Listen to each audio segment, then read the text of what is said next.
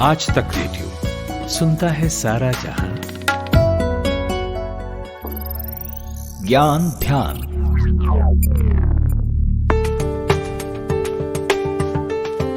नमस्कार, स्वागत है आपका ज्ञान ध्यान में। मैं हूं अंजुम शर्मा और आज हम बात करेंगे जीआई टैग के बारे में। हम सब जानते हैं कि भारत विविधताओं से भरा देश है। जो पूर्व में है वो पश्चिम में नहीं है और जो पश्चिम में है वो पूर्व में नहीं।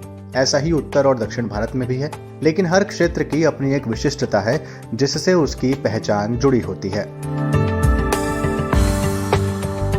आज हम ऐसे ही कुछ विशेष उत्पादों के बारे में आपको बताएंगे जो खास क्षेत्र विशेष में निर्मित होते हैं और इसी खासियत के चलते उन्हें सरकार देती है जीआई टैग यानी जियोग्राफिकल इंडिकेशन टैग।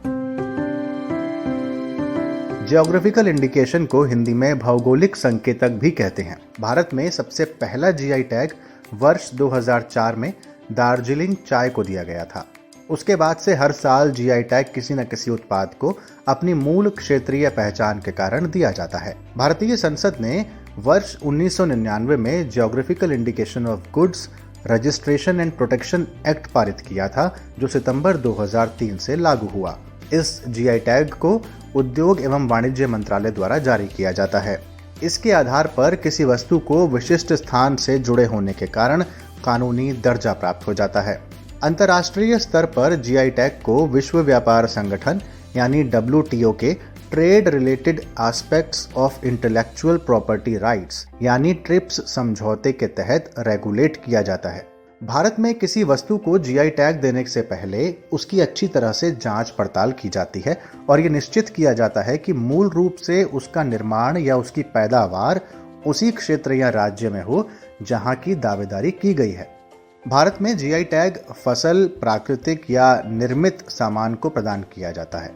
आपने हाल ही में रसगुल्ले को लेकर हुए विवाद के बारे में जरूर सुना होगा, जो ओडिशा और पश्चिम बंगाल राज्य के बीच काफी समय से चलता आ रहा था। अब आपको बताते हैं उन कुछ उत्पादों के बारे में जो भारत में जीआई टैग प्राप्त हैं। आपने बनारसी साड़ी के बारे में तो जरूर सुना होगा या चंदेरी साड़ी जरूर देखी होगी, नहीं तो घर में कांजीवरम साड़ी के बारे में तो जरूर सुना होगा। इन तीनों बनारसी, चंदेरी और कांजीवरम साड़ी को जीआई टैग मिला हुआ है। इसी प्रकार दार्जिलिंग चाय, व्हाइट टी और ग्रीन टी, इन तीनों ही चाय को जीआई टैग प्राप्त है। आमों की बात करें तो मलिहाबादी आम वो आम है जिसको जीआई टैग मिला हुआ है। महाबलेश्वर की स्ट्रॉबेरी, जयपुर की ब्लू पॉटरी, तिरुपति जाएं तो वहाँ के लड्डू अगर आप खाएं तो उनको भी जीआई टैग मिला हुआ है। इसी प्रकार कांगड़ा की पेंटिंग, कुर्ग की अरेबिका कॉफी, नागपुर का संतरा, कश्मीर का पश्मीना और हाल ही में कश्मीर के केसर को भी जीआई टैग मिला। इसके अलावा बिहार की शाही लीची, जिसका उत्पादन बहुत बड़े क्षेत्र में किया जाता है, उसको भी जीआई टैग मिला है। इसी प्रकार बिहार में आप जाएं तो मगही पान को भी जीआई टैग मिला हुआ है।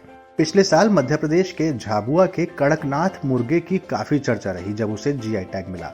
उसके बाद सबकी दिलचस्पी जागी कि आखिर इस कड़कनाथ मुर्गे में ऐसा क्या है। तो आपको बता दें कि ये जो कड़कनाथ मुर्गा है ये काले मांस वाला होता है, जिसमें प्रोटीन की मात्रा ज्यादा और फैट की मात्रा कम होती है। हाल ही में तेलंगाना के तेलिया रुमाल को भी जीआई टैग मिला है। पूरे भारत की बात करें तो कुल 300 से ज्यादा उत्पादों को जीआई टैग मिला हुआ है और सबसे ज्यादा जीआई टैग के उत्पाद कर्नाटक राज्य के पास है। आपको बता दें कि ये जो जीआई टैग होता है ये 10 वर्ष के लिए मान्य होता है, जिसे फिर से निश्चित शुल्क देकर अगले 10 वर्ष के लिए बढ़ाया जा सकता है। ये किसी व्यक्ति को या संगठन को भी दिया जा सकता है। ये पेटेंट से थोड़ा अलग मामला है, क्योंकि पेटेंट में नए आविष्कार और खोज को बचाए रखा जाता है, जबकि जीआई टैग भौगोलिक क्षेत्र की पहचान से जुड़ा मसला है, यानी वो उत्पाद ओरिजिनली उसी क्षेत्र से जुड़ा होना चाहिए। अब बात करते हैं इसके लाभ की।